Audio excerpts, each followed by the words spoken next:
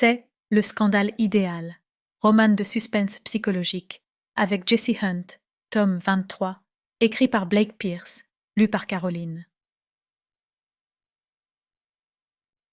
Prologue. Jessie avait froid. Elle n'y pouvait rien parce qu'elle était allongée sur le flanc sur le siège arrière d'une vieille berline, menottée, pendant que la voiture dans laquelle elle se trouvait fonçait dans la nuit sur une autoroute et l'emmenait vers une destination inconnue, loin de Los Angeles. Seulement quelques heures auparavant, pendant le coucher de soleil, elle avait été sur le point d'épouser l'homme de ses rêves, son équipier, l'inspecteur Ryan Hernandez, dans un centre touristique de bord de mer en présence d'un petit groupe d'amis et de sa famille. Cependant, à ce moment-là, son ennemi mortel de longue date, Andrea Andy Robinson, s'était introduite dans la suite nuptiale, l'avait droguée, puis l'avait enlevée en sortant furtivement par une sortie de secours, avant que qui que ce soit n'ait repéré sa disparition. À présent, Andy, qui était en train de conduire la berline, affirmait que Jessie et elle allèrent vivre une sorte de nouvelle vie ensemble. « Tu apprendras à aimer notre minuscule univers commun », étaient les mots particuliers que Jessie avait le mieux retenus de tous ceux qu'Andy avait prononcés. Cela prouvait encore plus qu'Andy Robinson était dangereusement perturbé. Mais bon, il n'était plus nécessaire de le prouver depuis longtemps. Après tout, cette femme avait assassiné au moins une personne, essayé une fois de tuer Jessie et coordonné les meurtres de plusieurs autres civils innocents. Les cheveux blonds d'Andy battaient frénétiquement autour de son visage parce que le vent entrait par la vitre ouverte. Elle jeta un coup d'œil en arrière et Jessie aperçut brièvement son visage dans le rétroviseur, dans la lumière d'un lampadaire de l'autoroute. L'expression d'Andy n'était pas vraiment hystérique. Si quelqu'un d'autre la regardait en passant, il ne remarquerait pas forcément qu'il y avait un problème. Jessie Hunt, elle, n'était pas dupe. Elle reconnaissait le sourire trop large, la tension dans les muscles du cou et surtout les yeux bleus éclatants dont le regard paraissait d'une façon ou d'une autre encore plus intense que d'habitude. Andy Robinson savait très bien cacher la maladie qui rôdait juste sous la surface, mais les imperfections de son masque de normalité semblaient être plus visibles maintenant. À la vitesse à laquelle sa santé mentale se détériorait, même les gens qui n'étaient pas profileurs criminels professionnels allaient bientôt pouvoir remarquer qu'ils étaient en présence d'une personne dangereuse. « Ne t'inquiète pas, » dit Andy. « Nous allons bientôt nous arrêter. Je sais que tu dois commencer à avoir froid là derrière. Je ne peux pas encore t'enlever tes menottes, mais j'ai une couverture dans le coffre. Je t'enroulerai dedans et ça te réchauffera. Ou tu pourrais fermer les vitres, se dit Jessie. Elle aurait aimé le dire à voix haute, mais elle savait que cela n'aurait rien apporté de positif. Andy aimait que Jessie soit mal à l'aise et qu'elle ait froid, et, même si elle ne l'aurait jamais admis, elle était contente de mettre Jessie dans l'inconfort, puis d'être celle qui venait ensuite la soulager de cet inconfort. C'était une façon de garder son pouvoir sur elle. Si Jessie demandait que l'on ferme les vitres, ce serait un signe de faiblesse, et cela reviendrait à avouer qu'elle n'avait aucun contrôle sur ce qui lui arrivait. Elle ne savait pas quel était le plan d'Andy, mais elle savait une chose. Si elle voulait s'en sortir vivante, elle allait devoir garder le respect de sa ravisseuse. Il était clair que, quelle que soit l'intention d'Andy, elle n'était pas de tuer Jessie et d'abandonner son corps dans le désert. Andy avait fortement envie d'autre chose, d'une sorte de lien, et plus Jessie la forcerait à déployer des efforts pour l'obtenir, plus elle aurait de chances de trouver un moyen d'échapper à ce cauchemar. Donc, Jessie Hunt supporta le froid en silence. Chapitre 1er. 8 heures plus tôt. 19H42, samedi. Dans sa carrière de coach en sexualité, Honey Potter avait vu beaucoup de choses inhabituelles, mais jamais comme celle-là. Le centre touristique et spa Peninsula, où elle travaillait, était plongé dans le chaos. Elle s'était attendue à assister au mariage de Jessie Hunt et de Ryan Hernandez, qu'elle avait aidé lors d'une enquête au centre touristique quelque temps auparavant.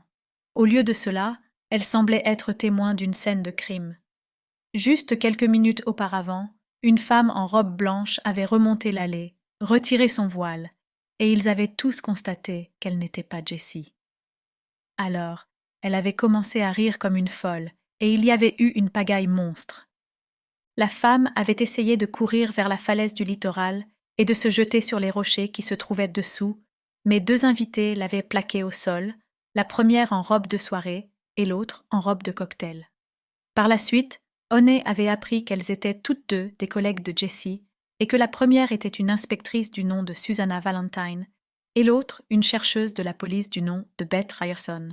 Pendant qu'elle digérait le fait que la vraie fiancée avait disparu, une foule de policiers se mit à encercler la fausse fiancée.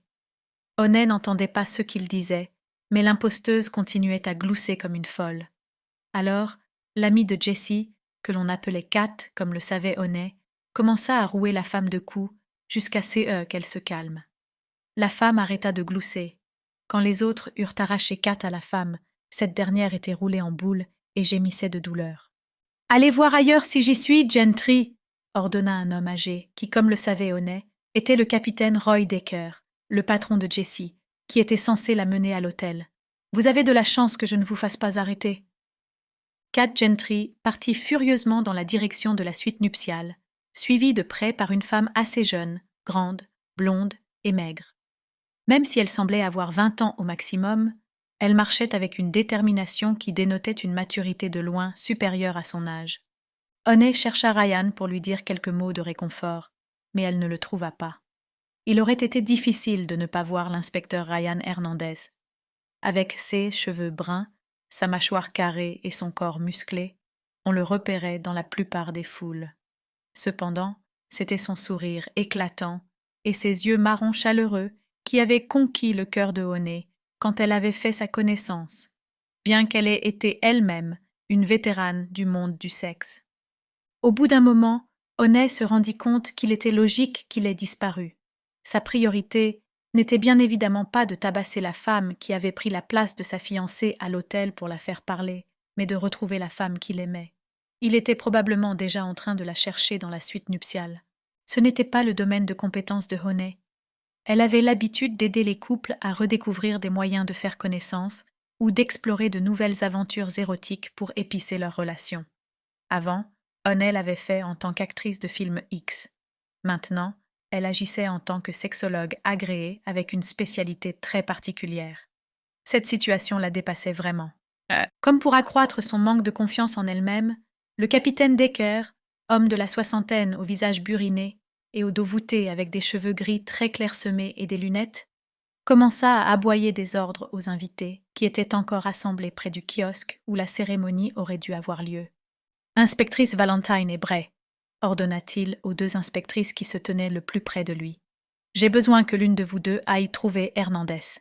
Il est allé directement à la suite nuptiale, mais je crains qu'il ne soit sous le choc. Je ne veux pas être privé d'un indice important parce qu'il pense comme un homme dont la fiancée a été enlevée, au lieu de réfléchir en inspecteur de police. Celle qui reste ici doit arrêter cette imposteuse. Lisez-lui ses droits, mais ne commencez pas encore à l'interroger. Je veux être présent à son interrogatoire. » Honey regarda les deux inspectrices passer immédiatement à l'action. Celle en robe de soirée, qui avait aidé à plaquer la fausse fiancée au sol, une brunette superbe et pulpeuse de moins de 30 ans, qui ressemblait plus à un mannequin pour maillot de bain qu'à une inspectrice, partit à toute vitesse vers la suite nuptiale. L'autre inspectrice, qui, en fin de trentaine, avait les cheveux châtain clair et un professionnalisme apparemment imperturbable, approcha de la femme menottée, qui gisait encore en position fétale par terre, s'agenouilla et commença à lui chuchoter doucement à l'oreille. Honey n'entendit pas ce qu'elle disait, parce que la voix de Decker noyait tous les autres sons. « Winslow et Ryerson », dit-il en désignant un jeune homme afro-américain malingre et la grande brunette qui se tenait à côté de lui, en robe de cocktail, et qui avait aidé à plaquer la fausse fiancée au sol, avant qu'elle ne puisse se jeter par-dessus la falaise. Il est temps que vous gagniez vos galons de chercheur pour la police. Collaborez avec le personnel de sécurité de l'hôtel.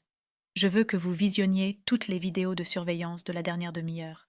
Cherchez tout. Ce qui indique comment cette femme est entrée dans le centre touristique et où Jessie Hunt a pu aller.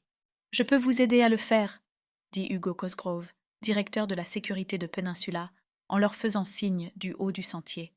Je vais vous emmener au bureau de notre centre de contrôle de la sécurité. De plus, nous avons déjà fermé toutes les routes qui permettent de sortir du centre touristique et nos agents de sécurité fouillent tous les véhicules. À ce stade, il est peut-être déjà trop tard, mais nous nous sommes dit que cela ne pouvait pas faire de mal. Merci, dit Decker avant de se concentrer sur les dernières personnes encore présentes. En ce qui vous concerne, vous autres, je sais que vous êtes venus ici en tant qu'invités et que vous espériez aider Ryan et Jessie à vivre une journée exceptionnelle. Je vois non seulement presque tous les membres de la section spéciale homicide, l'unité d'enquêteurs d'élite dans laquelle ils travaillèrent ensemble, mais aussi des représentants des divisions de Los Angeles du FBI, des marshals des États-Unis, du bureau du shérif du comté, et enfin des inspecteurs et des profileurs criminels de la police de Los Angeles à la retraite. L'une des nôtres est portée disparue. Je compte mettre en place une salle d'opération et utiliser toutes les ressources dont nous disposons pour trouver Jessie Hunt. Officieusement, je pense que nous pouvons tous deviner qui est responsable de cet enlèvement. Andy Robinson. À mon avis, si nous la trouvons, nous retrouverons Jessie. Allons nous réunir au bureau de la sécurité. J'aurai bien besoin de toute votre aide. Une flopée de gens suivirent Decker quand il remonta la colline. Un homme corpulent d'âge mûr, qui, devinait Honey, était un des inspecteurs à la retraite, resta sur place pour aider l'inspectrice Châtain-Clair à maîtriser la fausse fiancée. Honey remarqua que seule une autre personne à l'exception d'elle-même ne semblait pas avoir de mission.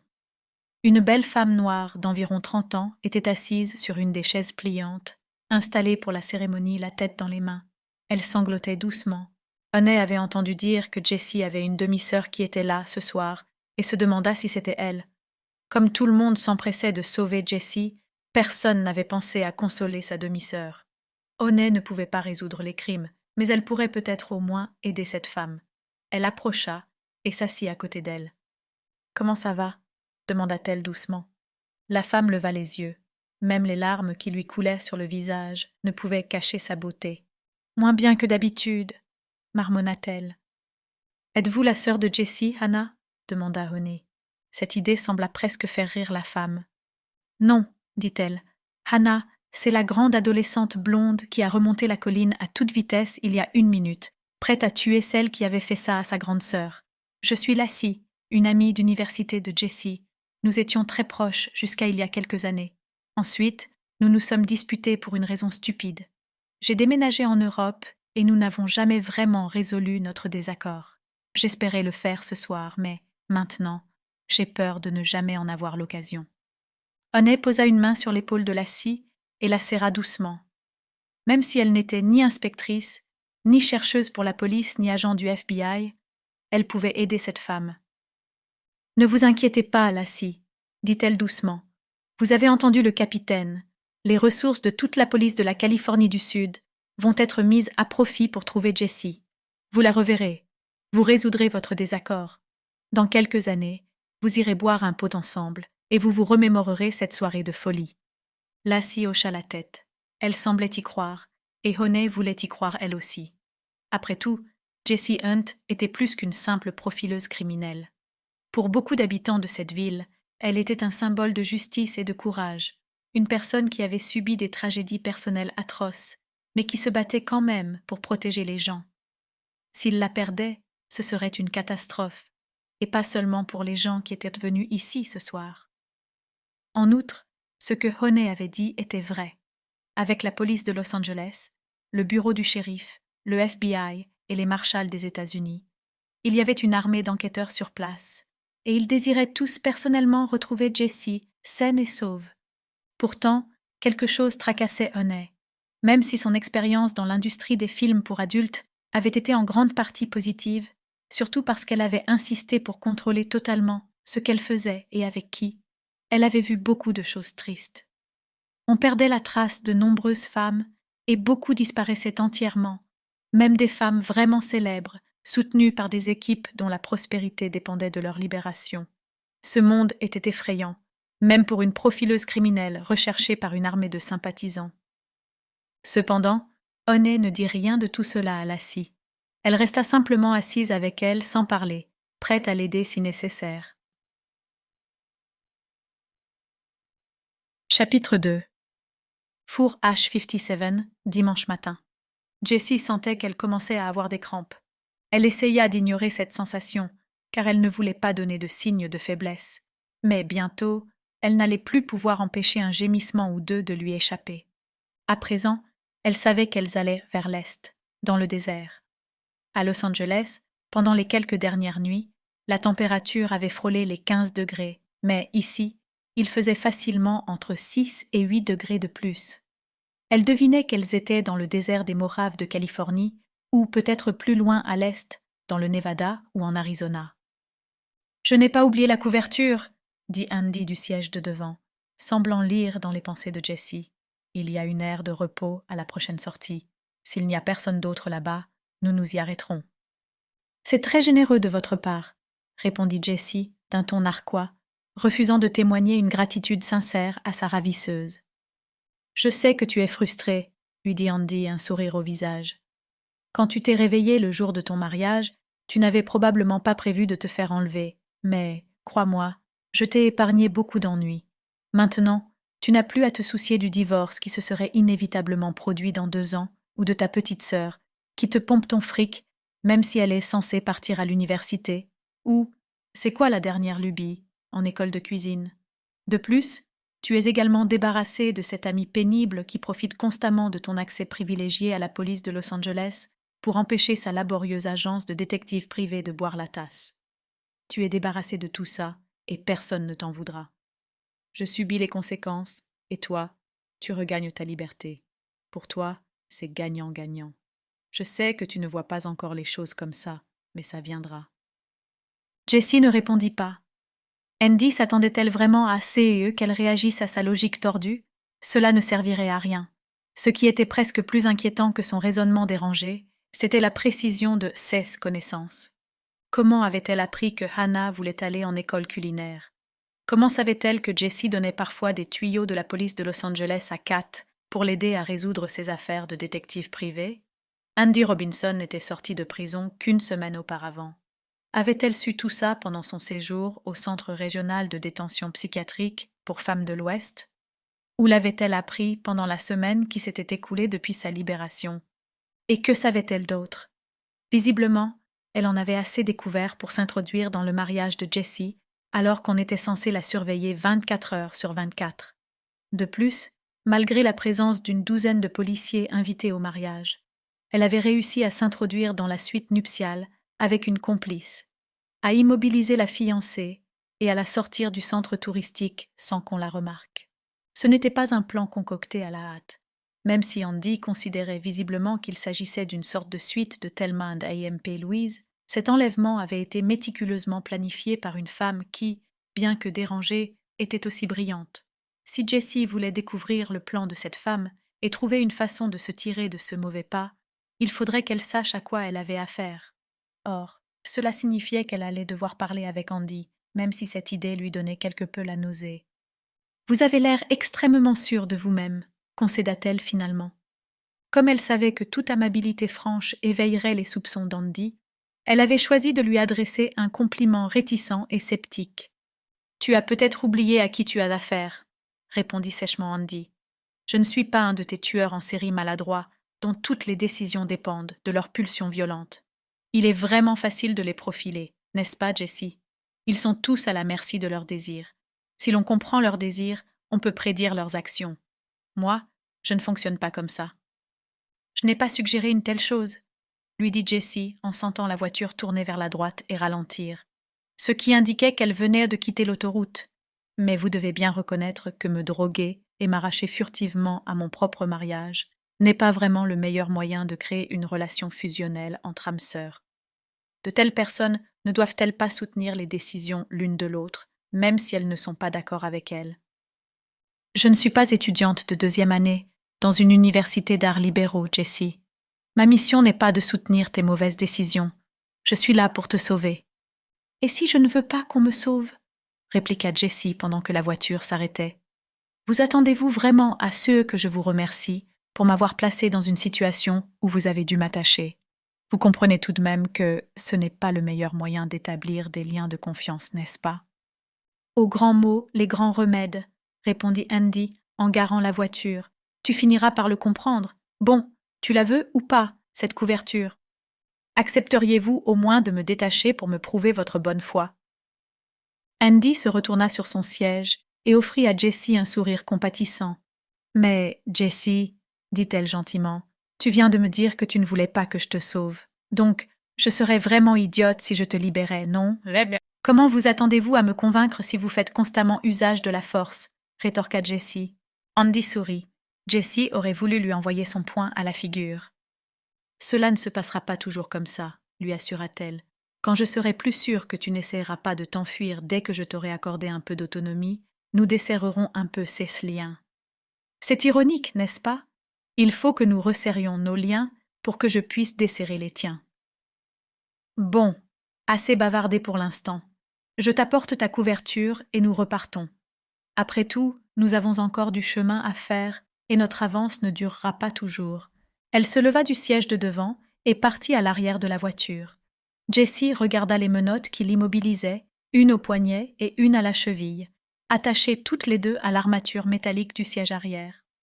Elle attendit de voir le coffre s'ouvrir avant de commencer à tirer sur les menottes avec les bras et les jambes, espérant que l'armature ou les menottes céderaient un peu, mais en vain. Pire encore, l'effort provoqua une douleur cuisante qui se répandit partout dans son poignet et sa cheville.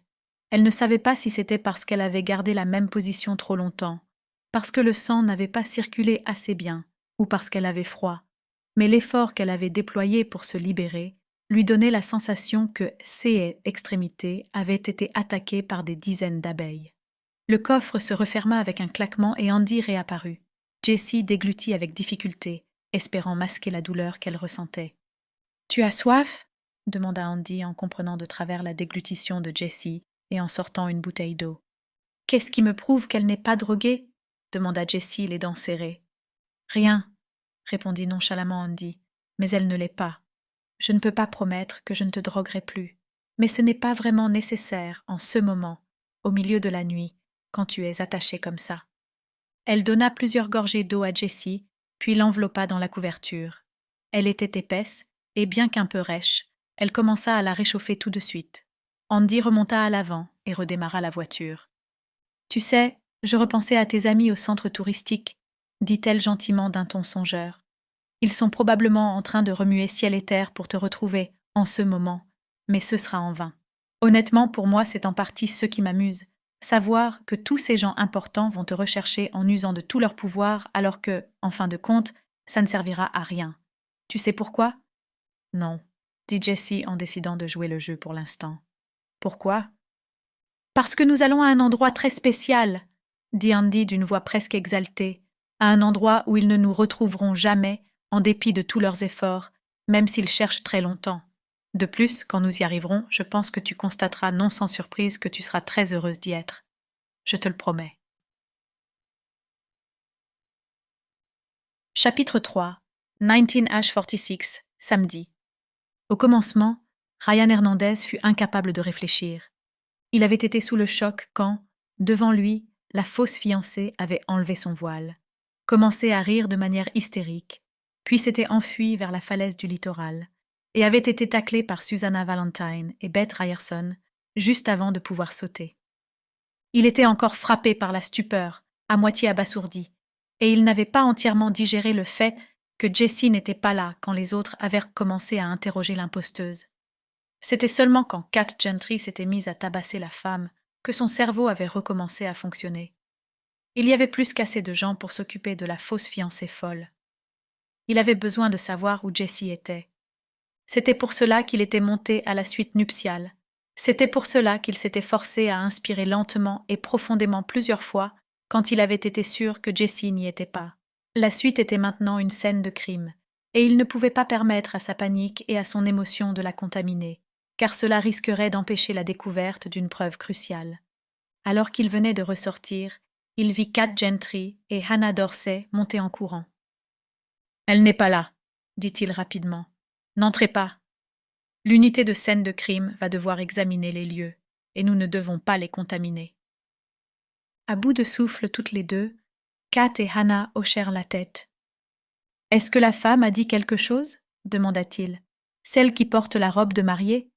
Kat, ex-ranger de l'armée américaine et meilleure amie de Jessie, secoua la tête. « J'ai mis fin à ses rires à coups de poing, mais elle s'est tue complètement après ça, dit-elle.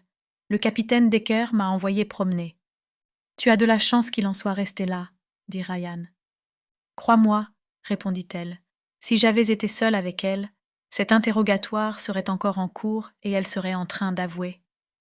Ryan la croyait tout à fait. Catherine, Kat Gentry, n'était pas une personne que l'on pouvait se permettre de prendre à la légère. Même si l'on ne connaissait pas son passé dans l'armée, son corps musclé et solidement charpenté, ses plusieurs marques de brûlures au visage et la longue cicatrice qui descendait sur sa joue gauche en partant juste sous son œil gauche indiquaient clairement qu'il ne fallait pas se foutre d'elle. Cependant, pour l'instant, sa force ne servait à rien. « Inutile de s'attarder là-dessus, » lui dit Ryan. « Nous devons supposer que nous ne tirerons rien d'elle. Comment allons-nous trouver Jessie ?»« En trouvant Andy Robinson, » dit Hannah, parlant pour la première fois. « Que veux-tu dire ?» demanda Ryan. « Nous n'avons pas eu le temps d'en parler avec toute cette précipitation, » expliqua Hannah. « Mais je reconnais la femme qui porte cette robe. C'est la femme qui a essayé de faucher Kat aujourd'hui, quand nous faisions les courses pour votre mariage. Ce n'est pas une coïncidence. Je parie que, si nous entrions son visage et ses empreintes digitales dans l'ordinateur, nous découvririons que cette fausse fiancée était une des disciples d'Andy et qu'elle l'a aidé à exécuter tout ce plan. » Ryan comprit immédiatement à quoi Hannah faisait allusion. Pendant qu'Andy Robinson avait été interné dans l'unité psychiatrique médico-légale pour patientes hospitalisées de la maison de correction des Tours Jumelles avant son transfert, elle s'était constituée un groupe de disciples, une collection d'adeptes comme si elle avait été à la tête d'une secte. Après leur libération, certaines de ces femmes avaient commis des meurtres odieux selon les instructions d'Andy. D'autres, comme cette fausse fiancée, faisaient apparemment partie de ces agents dormants qui, tout en ayant des vies normales en apparence, étaient prêts à se réveiller dès qu'Andy leur donnerait. « Je vais demander à Jamil Winslow de la chercher dans la base de données, » dit Kat. « Quand nous aurons un nom, nous découvrirons la nature exacte de son lien avec Andy. Cela nous donnera peut-être un moyen de la faire parler. » Elle s'en alla précipitamment, laissant Ryan seul avec Hannah. Il regarda la demi-sœur de la femme qu'il aurait dû épouser moins de 5 minutes auparavant. Elles se ressemblaient de beaucoup de façons.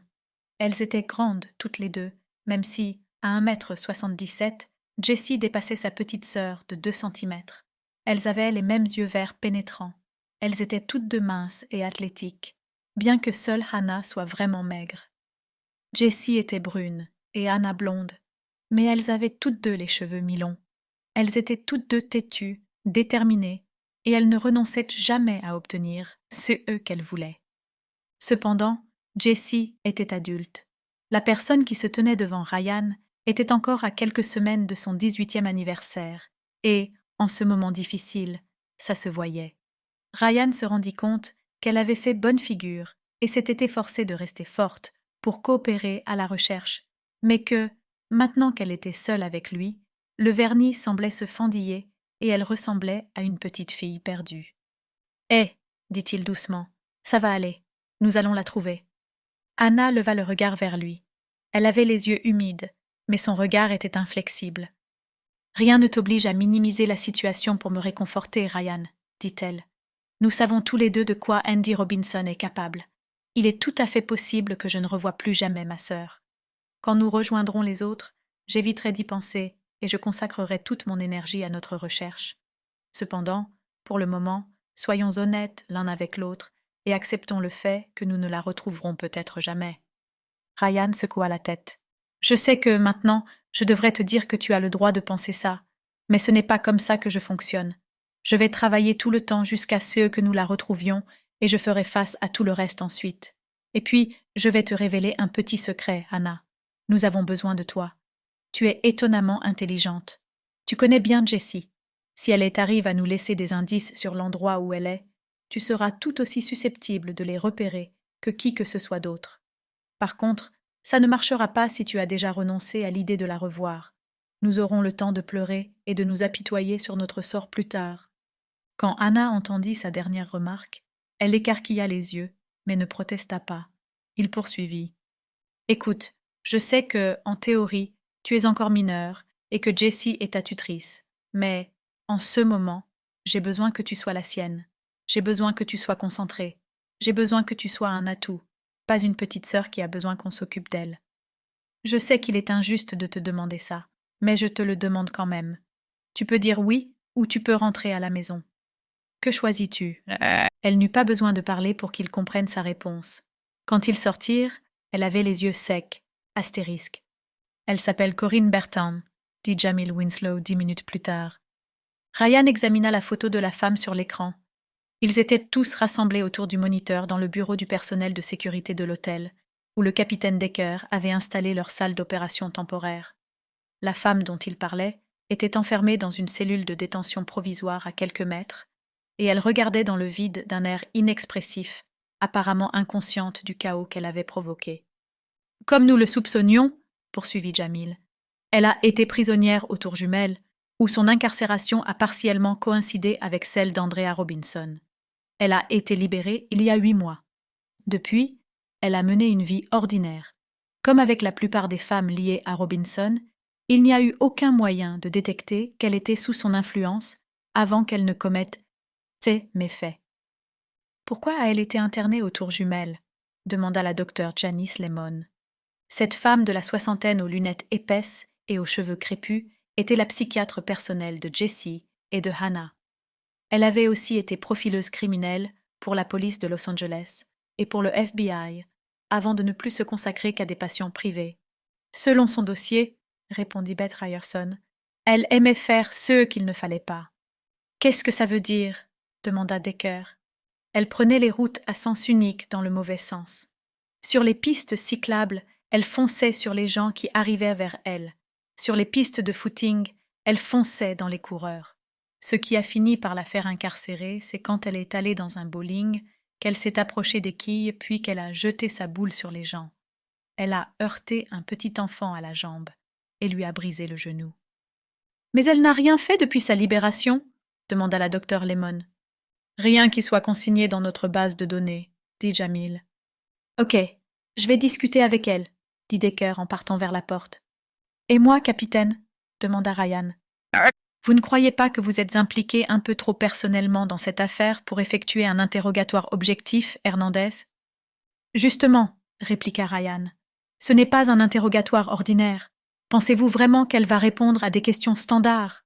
Si Andy Robinson a choisi de placer Corinne Bertan derrière ce voile, c'est parce qu'elle avait en gros les mêmes caractéristiques physiques que Jessie. Bertans a dû se renseigner sur Jessie. Elle a probablement vu des photos de moi. J'espère que, si nous sommes ensemble dans cette pièce, ça va la déstabiliser, la pousser à baisser un peu la garde, peut-être à révéler quelque chose. Sans vouloir vous offenser, capitaine, pensez-vous réellement qu'elle va vous parler? Decker regarda la docteure Lemon, qui haussa les épaules. « Cela vaut la peine d'essayer, » dit-elle. « Si ça ne marche pas, vous pourrez toujours reprendre la méthode plus traditionnelle. » Decker hocha la tête, et Ryan entra dans la pièce. Corinne lui tournait le dos. Elle avait les cheveux pleins de feuilles, et sa robe blanche était boueuse, depuis qu'elle avait été taclée en essayant de sauter de la falaise. « Bonjour, Corinne, » dit-il doucement en s'asseyant sur la chaise en face d'elle. Elle lui jeta un coup d'œil. À son regard, Ryan vit qu'elle le reconnaissait, mais elle ne dit rien. Il poursuivit quand même. « Bon, vu ce qui s'est passé dehors, je comprends que vous ne vous attendiez pas à vous retrouver dans cette pièce maintenant. Je crois que votre plan était de me surprendre, ce que vous avez réussi à faire, puis de vous jeter dans l'océan. La deuxième partie n'a pas réussi. » La seule réponse qu'il obtint fut un haussement d'épaules. Il se demanda comment procéder au mieux. Menacer cette femme ne mènerait à rien. Corinne avait prévu d'être morte à ce moment-là. Elle n'avait rien à perdre. Cependant, plus il y réfléchissait, plus il se disait que ce n'était pas tout à fait vrai. « Comment pensez-vous qu'Andy va réagir quand elle découvrira que vous n'avez pas mené votre mission jusqu'au bout ?» demanda-t-il simplement. Cette question attira l'attention de la femme. Elle leva les yeux. Son visage n'exprimait pas de la peur, mais plutôt de la honte. « Je crois qu'elle va être très déçue par vous, » suggéra-t-il avec compassion. « Votre mission était de tous nous stupéfier, puis de vous suicider en laissant tout le monde avec des questions sans réponse.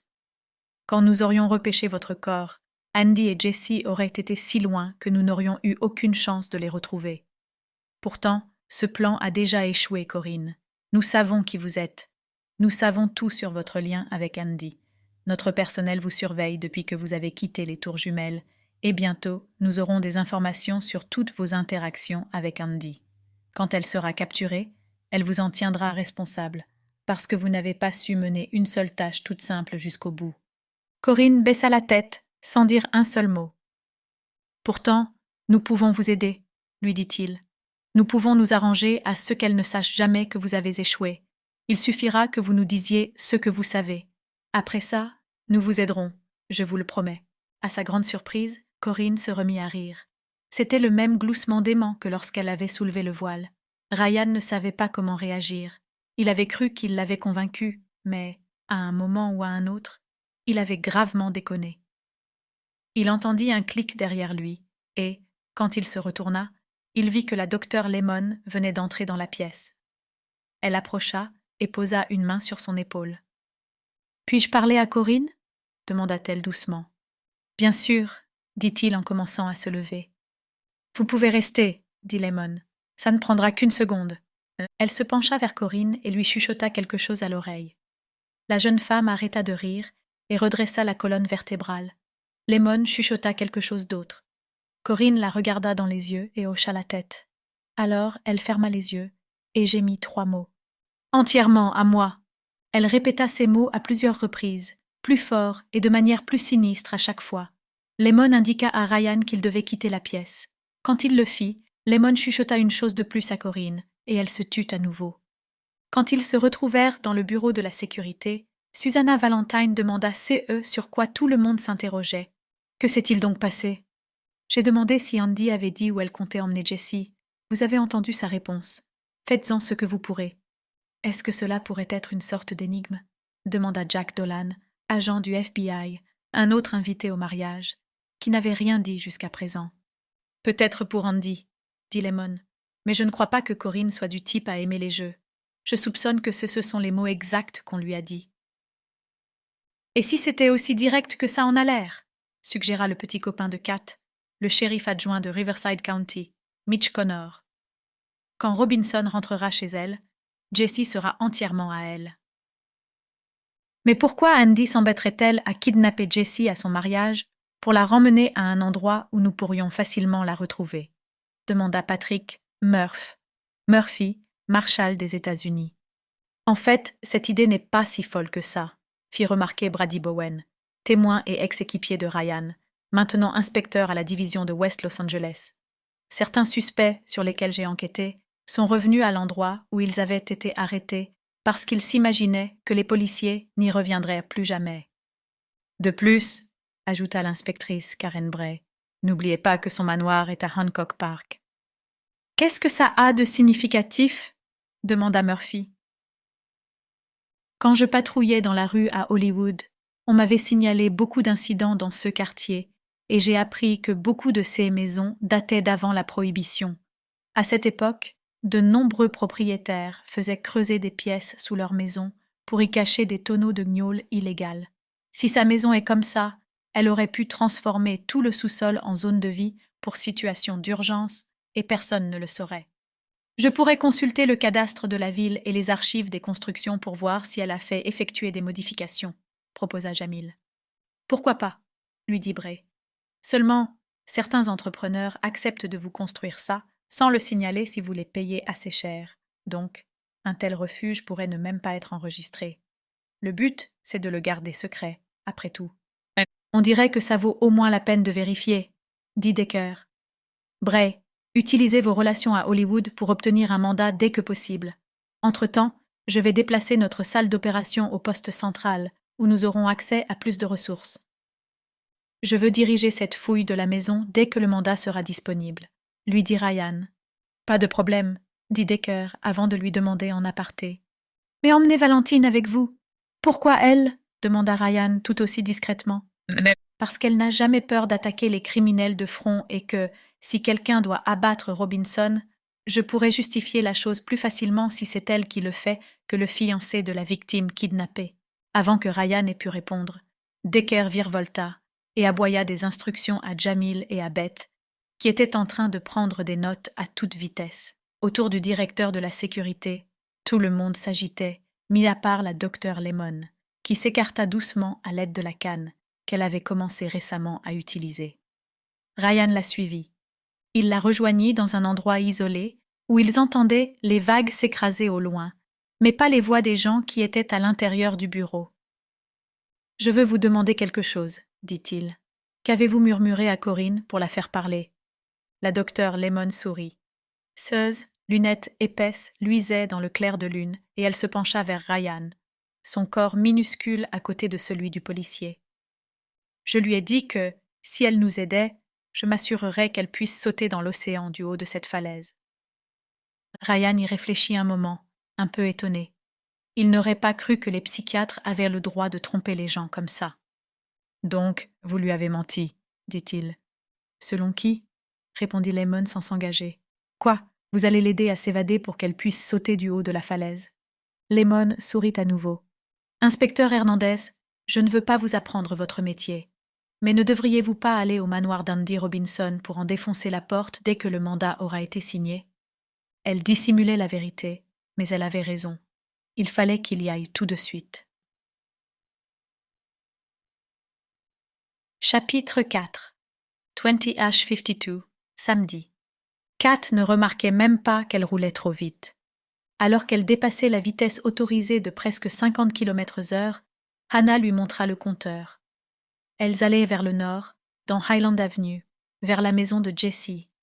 Hannah était assise sur le siège passager à côté de Kate, perdue dans ses propres pensées.